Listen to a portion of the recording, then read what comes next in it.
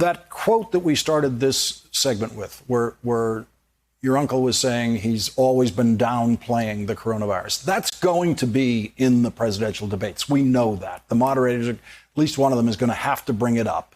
And it was so striking to see the other night when a Johnny Powell, a student in Philadelphia, on the ABC town hall, asked the president about that, said you were playing it down. Why were you playing it down?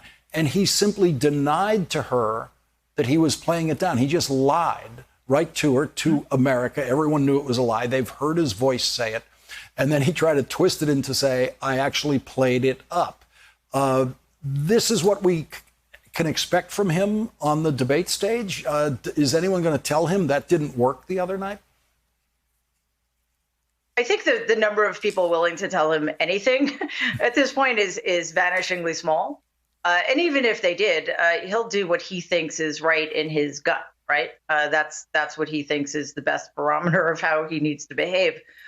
So, of course, he's going to continue to lie. He can't help it. Nobody tells as many lies as he does on purpose. It's almost like breathing for him. So I think the only way to combat that, and I wish this happened all the time, is to correct him in real time. He needs to be fact checked in the moment, even if it means interrupting him, because letting him lie, letting the lies sit there, and then coming back later to restate the whatever he said factually is to give him an advantage that he's had enough of that. And it's got to stop because it's dangerous.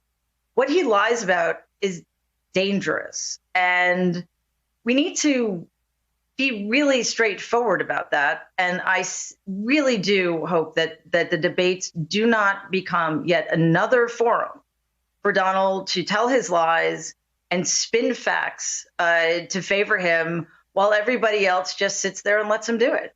I think what you just said is very important for the debate moderators to hear.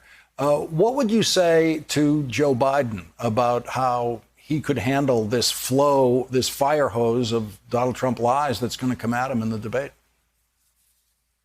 First of all, and I mean this sincerely, I hope Vice President Biden refers to Donald as Donald. First, just because I think that's an easy way to get under his skin, and nobody's disrespected the office as much as Donald had, so he doesn't deserve the cover of the respect of the office of the presidency. But in terms of the lying and what to do about it, if the moderators don't step in to fact check Donald, then Vice President Biden needs to do it, even if it feels rude, even if it feels like he's interrupting.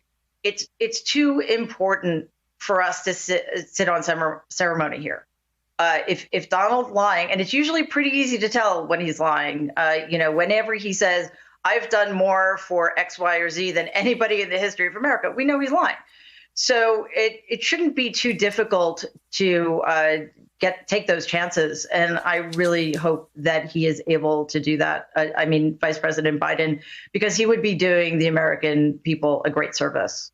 Mary, I've always found that there's another tell that he has. It's whenever he says phrases like, to be honest with you, which he inserts right in the middle of sentences, or to tell you the truth.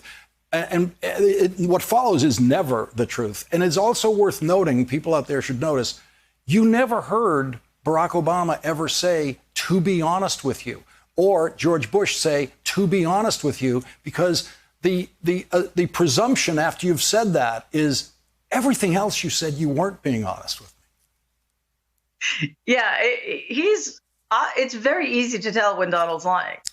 It's harder, however, to tell when he's repeating a lie he's told that he now believes is the truth, because he's very good at convincing himself of that over time, since he repeats his lies so often. He actually also comes to believe them. So that's another great thing for Vice President Biden to be aware of in the debates. Watch for those tells.